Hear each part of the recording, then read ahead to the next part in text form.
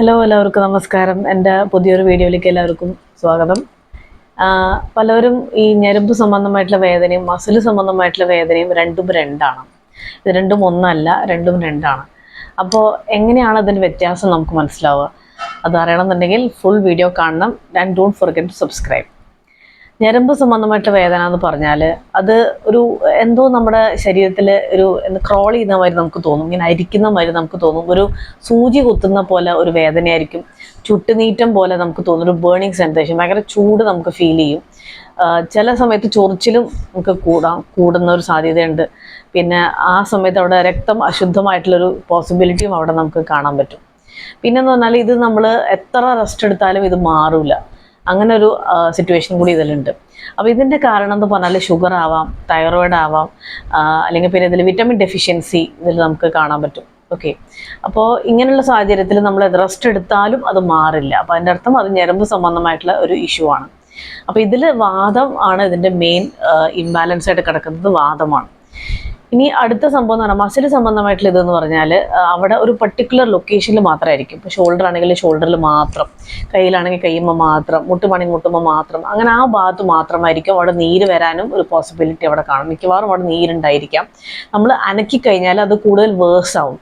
ചിലർ പറയില്ല, ഞാൻ ഷോൾഡർ ഒന്ന് അനക്കി നോക്കി, പക്ഷേ എന്നിട്ട് ഭയങ്കര ബുദ്ധിമുട്ട് കൂടി എന്ന് പറയും. അപ്പോൾ അത് മസിൽ സംബന്ധമായിട്ടുള്ളതാണ്. പക്ഷേ ഞരമ്പ് സംബന്ധമായിട്ടുള്ള ഇഷ്യൂ ആണെങ്കിൽ അത് ഈ പറയണ മാതിരി റെസ്റ്റ് എടുത്താലും അത് മാറില്ല, അതൊന്നും അനക്കി കഴിഞ്ഞാൽ അത് ശരിയാവും, പക്ഷെ വീണ്ടും വരും. മസിൽ സംബന്ധമായിട്ടുള്ളതാണെങ്കിൽ നമ്മൾ എത്ര നീക്കിക്കഴിഞ്ഞാലും അത് വേഴ്സ് ആവും, ഇറ്റ് വിൽ ബിക്കം വേഴ്സ്.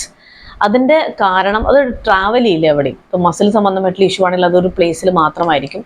ഞരമ്പ് സംബന്ധമായിട്ടുള്ള ഒരു ബുദ്ധിമുട്ടാണെങ്കിൽ അത് ഇപ്പോൾ ഷോൾഡറിൽ നിന്ന് തുടങ്ങി പിന്നെ കയ്യിലേക്ക് ഇങ്ങനെ വന്നു. മിക്കവാറും എല്ലാവർക്കും ഉള്ളൊരു പ്രോബ്ലമാണ്. ഇവിടെ നിന്ന് ഇങ്ങനെ തുടങ്ങി, ആദ്യം എനിക്ക് അങ്ങനെ തുടങ്ങിയത്, പിന്നെ അത് കയ്യിലേക്ക് ട്രാവൽ ചെയ്യും. മിക്കവാറും അത് ഞരമ്പ് സംബന്ധമായിട്ടുള്ള ഒരു ഇഷ്യൂ ആയിരിക്കും. അവർക്ക് ബ്ലഡ് സർക്കുലേഷൻ കുറവായിരിക്കും. അപ്പോൾ മസിൽ സംബന്ധമായിട്ടുള്ള ഇഷ്യൂസിലെ കാരണം എന്ന് പറഞ്ഞാൽ മിക്കവാറും ഈ പറഞ്ഞ over usage of laptop, mobile കുറേ നേരം യൂസ് ചെയ്യുക, അല്ലെങ്കിൽ എന്തെങ്കിലും ഒരു ഫിസിക്കൽ ആക്ടിവിറ്റി കുറേ ആയിട്ട് യൂസ് ചെയ്ത് ഭയങ്കര സ്ട്രെയിൻ എടുക്കുക, ഇങ്ങനെയുള്ള സമയത്താണ്. അതേമാതിരി പൊട്ടാഷ്യം, മഗ്നീഷ്യം ഇതിൽ വലിയൊരു റോള് തന്നെയാണ്. ഇതിൻ്റെ ഡെഫിഷ്യൻസിയും അവർക്ക് മിക്കവാറും ഉണ്ടാവും. അതുകൊണ്ടാണ് എല്ലാവരും മരുന്നിൻ്റെ കൂടെ മൾട്ടിവിറ്റമിൻ തരുന്നത്. കാരണം അതിൽ ഈ പറയുന്ന പൊട്ടാഷ്യം, മഗ്നീഷ്യം, സോഡിയം ഇതൊക്കെ വലിയൊരു റോളാണ് അവിടെ ഉള്ളത്.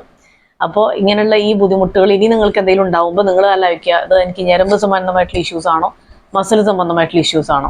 മസിൽ സംബന്ധമായിട്ടുള്ള ഇഷ്യൂസ് നമ്മൾ കഫത്തിൻ്റെ ഒരു ഇംബാലൻസ് ആണ് കാണിക്കുന്നത്. അപ്പോൾ രണ്ടും ചേർന്നിട്ടാണ്, വാദത്തിൻ്റെയും കഫത്തിൻ്റെയും മിക്സ് ചെയ്തിട്ടാണ് മസിൽ സംബന്ധമായിട്ടുള്ള ഒരു വേദന വരുന്നത്.